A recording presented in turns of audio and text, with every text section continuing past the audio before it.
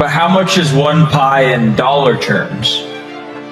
No, we don't have that, and because that is unknown for the current period. Yeah. Well, and one thing to consider here, unrelated to the market conditions, is that as the base mining rate has been decreasing internally in the Pi blockchain, and it used to take you about 2 days to mine 1 Pi, and now it takes about 3 days to mine 1 Pi. So it is possible that down the line that the price for the KYC can go down to people who have to pay less than 1 Pi, but completely unrelated to the market. 1 Pi is attached to the value of all the labor people spend on validating this application. So you can't take the pi out and send it to Coinbase and cash out. You can't. Okay. Yeah, that's the point of the enclosed network. Enclosed network, yes. Wow, that's pretty interesting. And so, like, during the bear market, do you guys continue to see just as many people mine, or do people kind of lose interest and stop mining a little bit? No, we don't see any big difference. Completely unaffected. Yeah. And what is their incentive to mine if the Pi network tokens don't have any monetary value? What's kind of the incentive for people to continue mining? Is it just because it's fun and there's a community and there's an experience behind it? Or because I always viewed, like, the incentive for people to stake or people to mine is because they could earn an income from it. Yeah, I think it's more of like we have the vision of building a utility-based ecosystem, and to really craft utility, it's not Rome is built in one day. And to build a real ecosystem, you need a lot of infrastructure, and you need a lot of attempts to try what it will stick and what is the real use cases. And along the journey, in addition to mining, we also educate our community about the way to achieve long-term vision.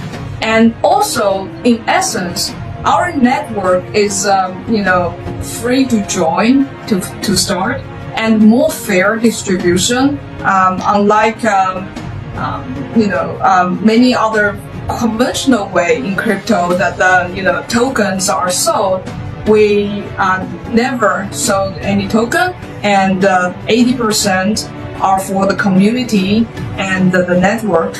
So it's basically a more fair participation into this ecosystem, to build the ecosystem together.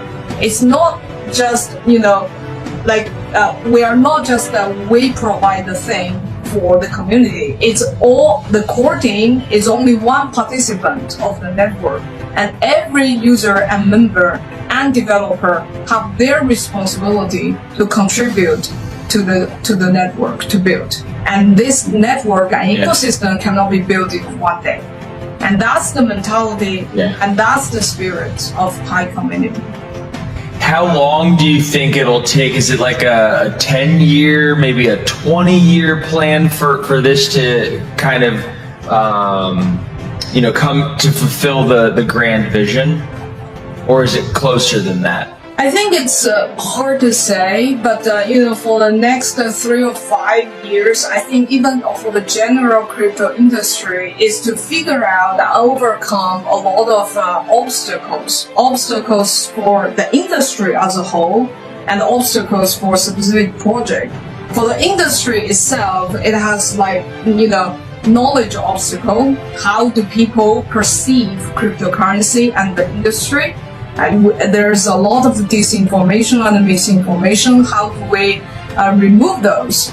And then there is also the regulation obstacle, meaning that we need more clear rules.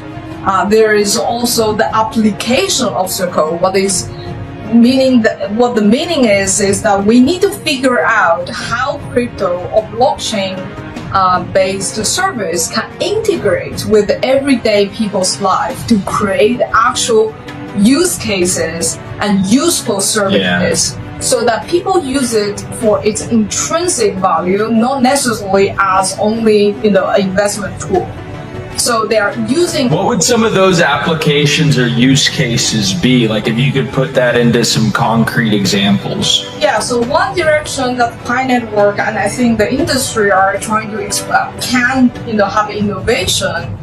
In addition to all these DeFi, the very native blockchain applications, is the social applications that integrate with cryptocurrency. I'm not just referring to NFTs or games, which is a booming vertical of the crypto space, but also like using cryptocurrency to integrate of designing social applications, not just copycat of the Web 2 type of applications, but using the incentive and disincentive systems of a cryptocurrency. Now you're at the time you can use economic mechanism inside your app logic to create better content, to curate more high signal content than just in the information silo of machine learning.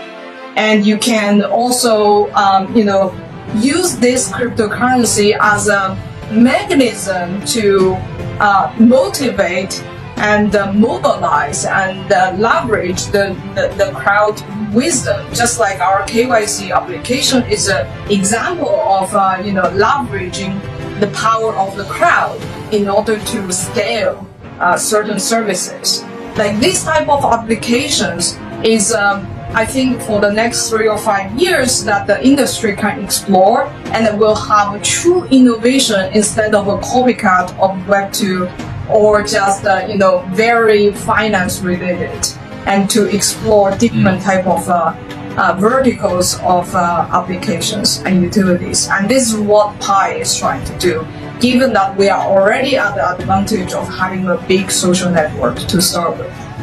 Yeah. So what do you kind of think of Elon Musk buying Twitter? And I just asked this because he tweeted out and was talking about he goes, myself buying Twitter kind of expedites the timeline for X, the Everything app. And the Everything app is supposed to have, a crypto wallet integrated with it, and work and play and social and all this kind of stuff along with payments. And it kind of sounds like that could be maybe even a competitor to Pi Network. Is that how you guys think about it? We don't see things as competitor, and this is so new. This is so new industry. Every type of innovation is welcome, and also the fact that I don't know what Elon Musk thinks about this, but the fact that he have Twitter and then also interested in crypto as demonstrated. The fact that these two, social network and also crypto, merged together seems to be in line with what I was describing just now.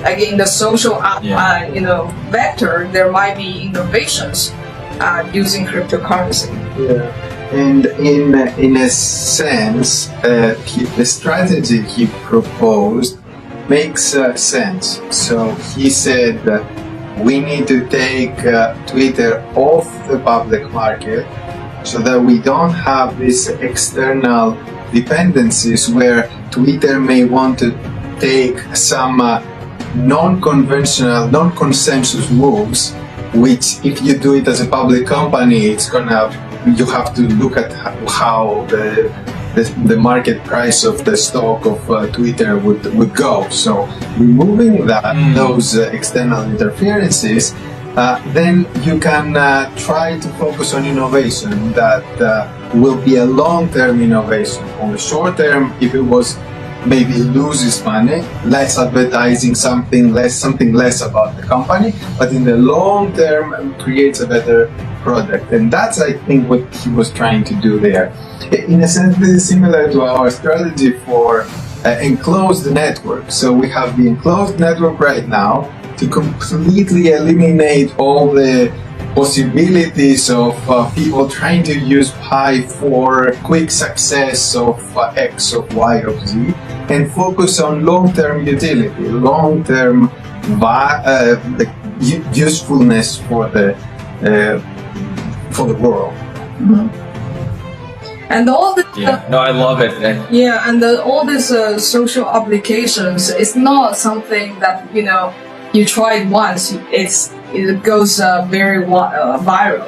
It takes so many attempts. That's what I meant by attempts. So many iterations, so many different versions, how to integrate it. And the more developers join the space to give more attempts, the higher chance the whole industry are going to actually find the real utility that every day you hear drivers talking about, I'm using this thing, crypto-based service for this social experience instead of just only on exchanges. Yeah, no, it reminds me of I watched this documentary actually about Elon Musk and starting SpaceX, and he iterated many times on the rocket ship to have consumer flight. But he blew up the first 3 rockets on accident, right?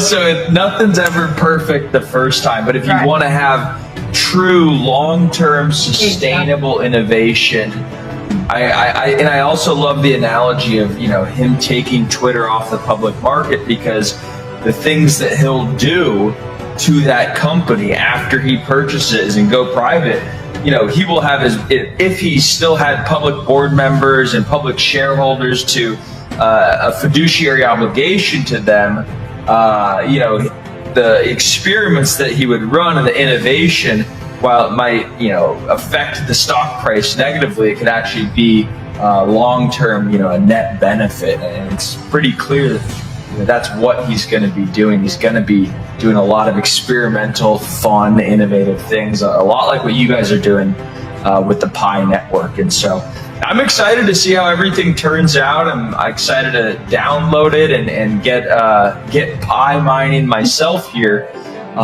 So guys, I really appreciate you coming on to the Crypto 101 podcast. If anybody who is listening is interested, they want to learn how to mine Pi, maybe get involved in the ecosystem, where can we direct them to? And we can link some stuff into the show notes. Minepi.com. That's easy. Minepi.com. Yeah. How'd you guys land on the name Pi? P-I 3.14, right? Yes. I guess we're all geeks. So yeah, we love math, and Pi is such a universal concept. Everyone understands. It also represents a circle that the uniting people together. Inclusiveness goes into the concept. And also, Nikolas has a Greek descent. It's a Greek letter. Easy to type it on my Nikolas. It's easy to type it on my keyboard. Love it. All right. Well, guys, thank you so much. We look forward to bringing you guys back on again to the Crypto 101 podcast when you have some more exciting updates.